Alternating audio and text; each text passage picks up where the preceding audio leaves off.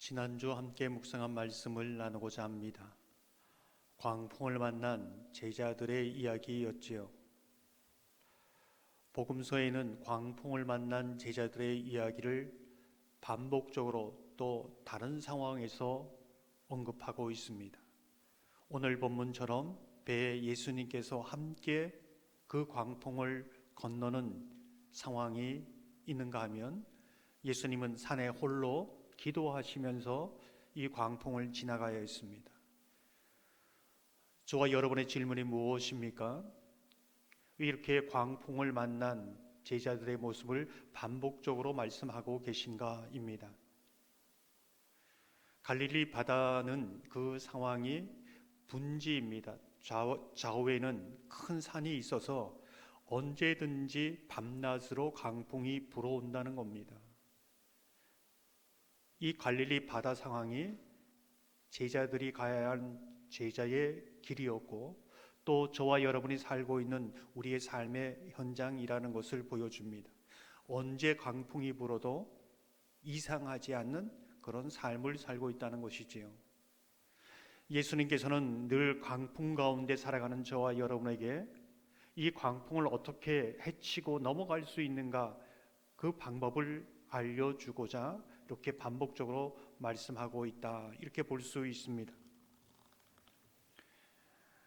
오늘 본문 사건에서는 첫 번째 강풍을 만난 사건입니다. 예수님이 배와 함께 있었지만은 제자들은 이 강풍을 만난 이후에 또 이 사건 이후에 예수님을 향해서 이렇게 반응합니다. 저 사람이 누구인가? 저 사람이 누구인가?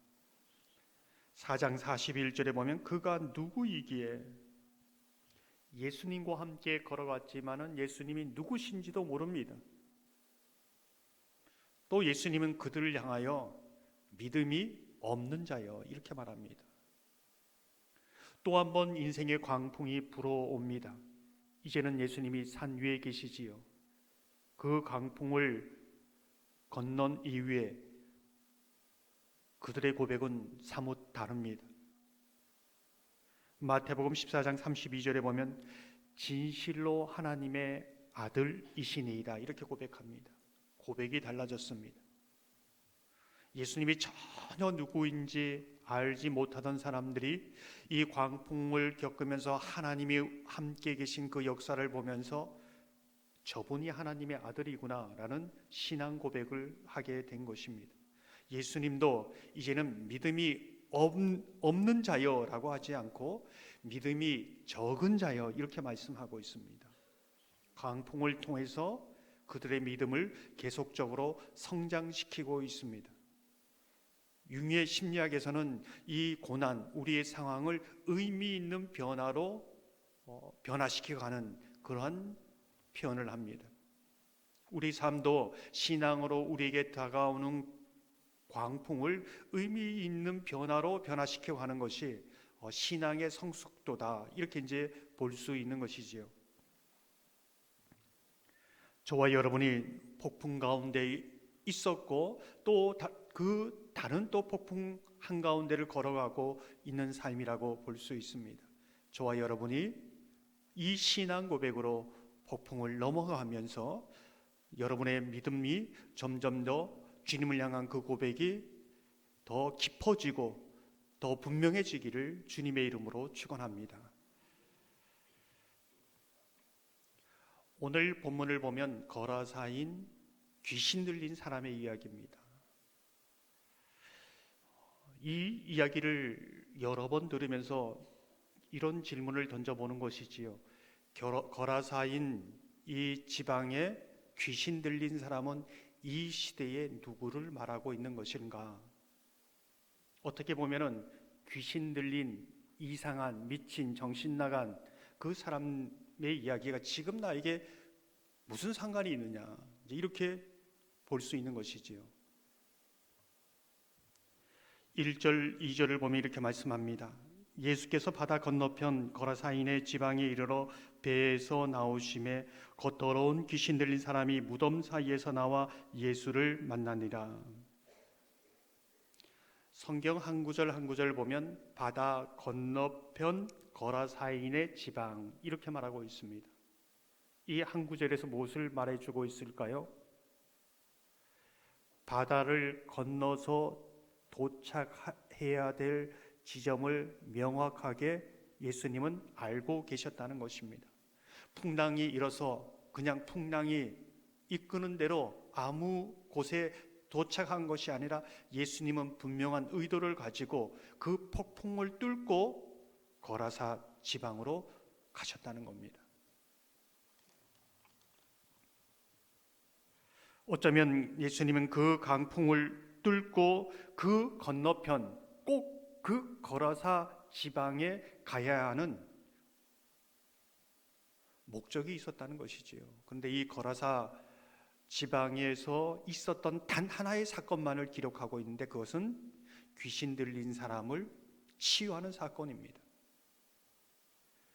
다시 말해서 풍랑이는 그 바다를 헤치고 거라사로 가야 하는 예수님의 유일한 목적, 그것도 이방인의 땅에 가야 하는 유일한 목적은 이 귀신 들린 사람, 모든 사람들에게 외면받고 고통받는 무덤에서 사는 이 사람을 고치고자 하는 하나님의 분명한 의지가 있었다. 이제 이것을 보여주고 있는 것이지요. 성경은 그 사람에 대해서 다양한 정보를 주고 있습니다. 무덤에서 살고 있었다 이렇게 말합니다. 3절을 보면 그 사람은 무덤 사이에 거처 하는데 이제는 아무도 그를 쇠사슬로도 맬 수 없게 되었으니.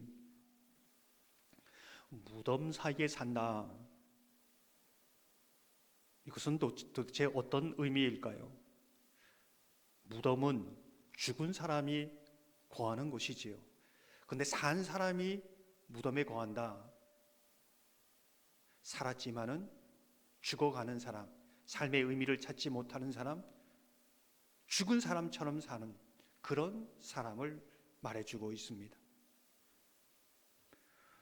여러 번 그 상황을 보면 여러 번 쇠사슬과 그 고랑으로, 참 어려운 말인데요, 쇠사슬로 고랑으로 이렇게 묶여 있다는 것은 스스로 그렇게 매인 것이 아니라 누군가 매었다는 것을 알 수가 있습니다.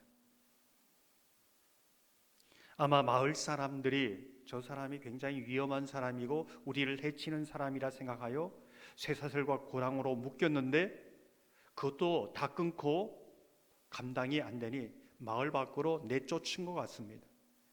내쫓아서 이제는 거처할 곳이 없어서 당시 무덤 동굴에서 사는 것이죠. 근데 당시 기록에 보면은 이 무덤은 가난한 사람, 집이 없는 사람의 거처로 사용되고 있다는 것을 또한 말해주고 있습니다. 거기서 그는 짐승처럼 울부짖고 날카로운 돌로 자기를 해하면서 정말로 정신 나간 미친 사람처럼 살아가고 있습니다.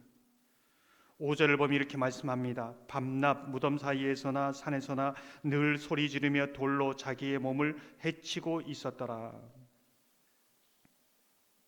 성경은 그가 하나도 아니고 많은 악한 영에 붙잡혀 있었다는 것을 또한 말씀하고 있습니다. 8절 9절을 보면 이는 예수께서 이미 그에게 이르시기를 더러운 귀신아 그 사람에게서 나오라 하셨습니다. 이에 물으시되 내 이름이 무엇이냐 이르되 내 이름은 군대니 우리가 많음이니이다 하고.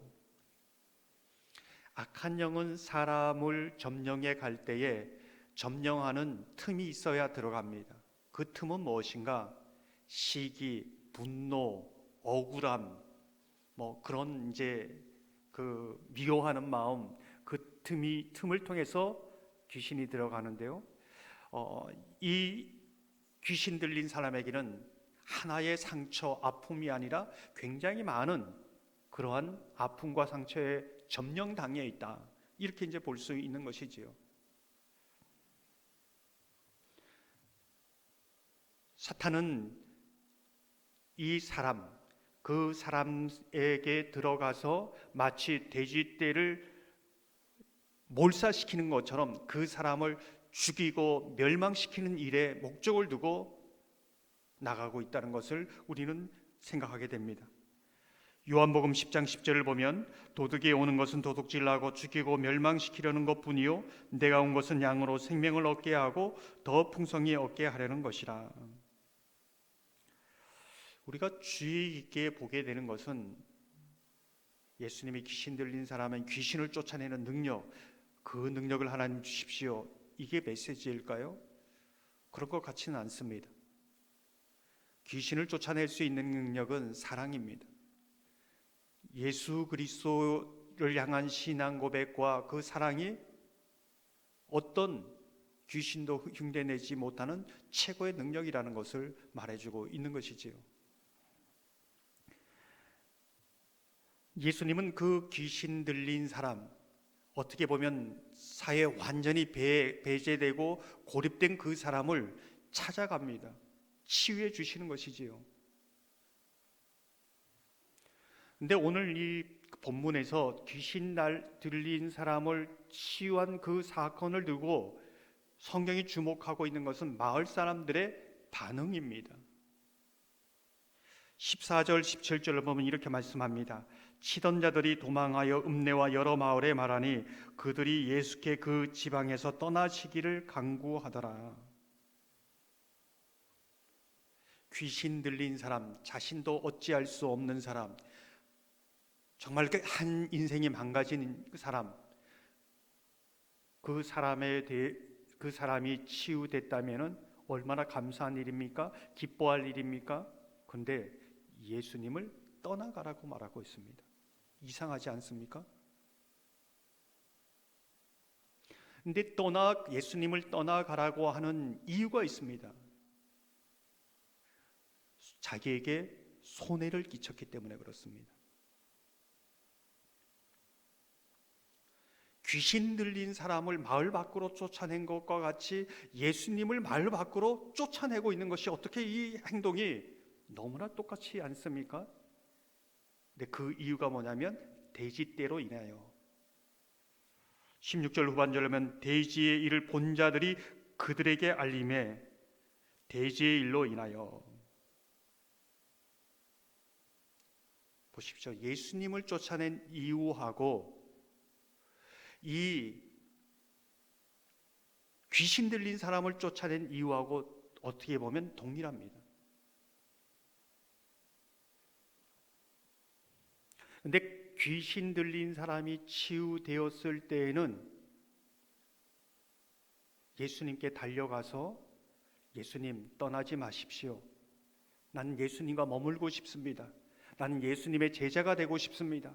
그렇게 간절히 예수님의 옷자락을 붙잡고 간구합니다. 근데 마을 사람들은 제발 떠나 주십시오. 예수님이 이곳에 있으면 우리가 손해만 나고 얼른 좀 떠나 주십시오. 너무나 상반된 반응을 하고 있다는 겁니다. 18절을 보면 예수께서 배에 오르실 때에 귀신 들렸던 사람이 함께 있기를 간구하였으나, 이 이상한 장면 속에서 성경은 저와 여러분에게 이 질문을 던지는 것이지요. 누가 귀신 들린 사람이냐? 누가 거라사에 귀신 들린 사람이냐?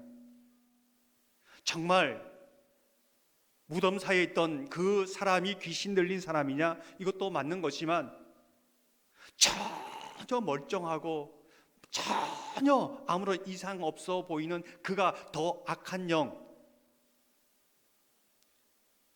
귀신 들린 사람이 아닌가 반문하고 있는 겁니다.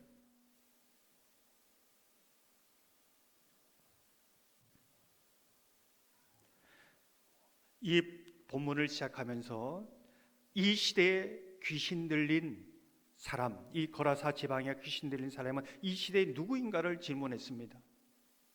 누구일까요? 거라사 귀신 들린 사람은 이 시대를 살아가는 현대인의 모습이다, 이렇게 이제 볼 수 있습니다. 마태복음에서도 이 사건을 함께 다루었습니다. 징슴처럼 사납게 울부짖는 이 고통의 단어는 디모데후서에 말세에 나타나는 고통이라고 말씀드렸지요.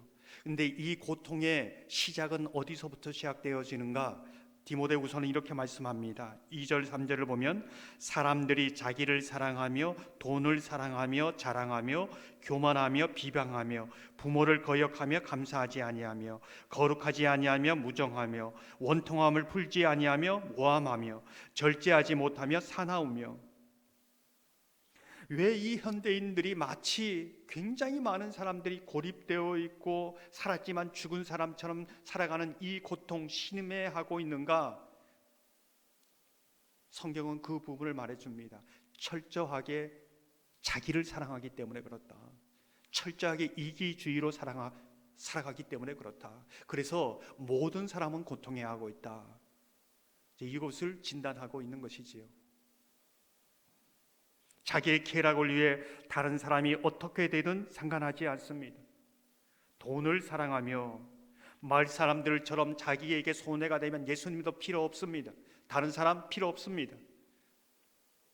다 내쫓아 버리고 쇠살주가 고랑으로 묶어버리고 무덤으로 밀어져 버리는 세상이 바로 오늘의 거라사 지방의 무덤 사이에서 울부짖는 귀신 들린 사람, 그 사람들이 오늘을 살아가는 세상 사람들 아닌가, 이렇게 묻게 되는 것이죠.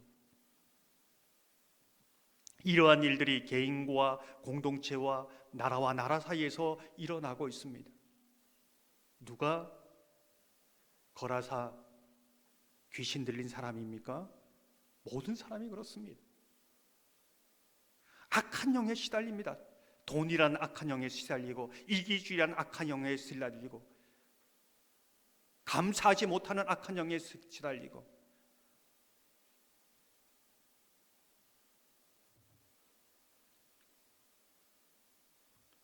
오늘 이 말씀을 보면서 우리가 눈여겨보게 되는 것은 거라사 귀신 들린 사람이 예수님을 만남으로 온전해집니다. 예수님을 만남으로 온전해질 뿐만 아니라 이제 그 사람이 도시 전체 데가볼리에 가서 하나님의 말씀을 전하고 있는 모습을 보여주고 있는 것이지요. 여기에서 우리는 소망을 봅니다. 어쩌면 저와 여러분이 거라사 귀신 들린 사람으로 이 세상에 전혀 정상인처럼 잘 사는 것처럼 살아가지 않았습니까? 그러나 심령 깊은 곳에는 고통과 괴로움 속에 살아가지 않았습니까? 뭔가 풍요하고 부유하지만은 짐승처럼 사납게 울부짖는 고립 속에 살아가지 않았습니까? 예수를 만남으로 온전해졌습니다. 저와 여러분이 예수를 만남으로 온전해진 사람이 되기를 소망합니다.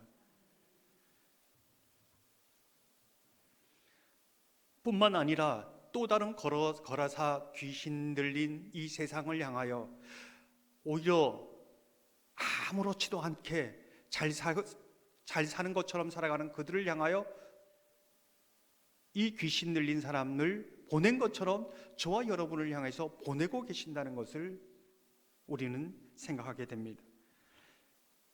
19절을 보면 허락하지 아니하시고 그에게 이르시되 집으로 돌아가 주께서 내게 어떻게 큰 일을 행하사 너를 불쌍히 여기신 것을 내 가족에게 알리라 하시니. 우리가 알린다라는 부분을 기억해야 합니다. 우리가 예수님처럼 그 사람을 치유할 수는 없습니다. 그러나 우리가 알리고 전함으로 인해서 예수님이 그 일을 행하실 겁니다. 복음을 전하는 곳에 그 역사가 나타날 것입니다. 우리가 기도하는 곳에 그 하나님의 기적이 나타날 것입니다. 누구에게 알리라고요? 데가볼리의 가족에게 알리라고 말씀하고 있습니다. 우리가 가정의 달을 맞이합니다. 먼저 내가 귀신 들린 사람이었다. 어쩌면 예수를 믿지만은 악한 영에, 수많은 돈의 영에, 아니면 수많은 시기와 미움의 영에, 때로는 나만을 생각하는 그 영에 시달린 귀신 들린 사람은 아닌가 물어야 합니다. 그리고 예수님을 만남으로 우리가 온전히 치유받아 그 자유함을 누려야 합니다.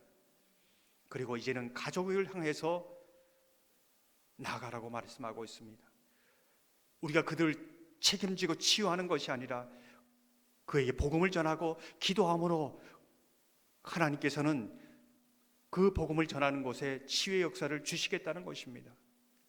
가정의 달, 저와 여러분의 가정 속에 이러한 은혜의 역사, 치유의 역사가 있기를 소망합니다. 이 시간 함께 기도하고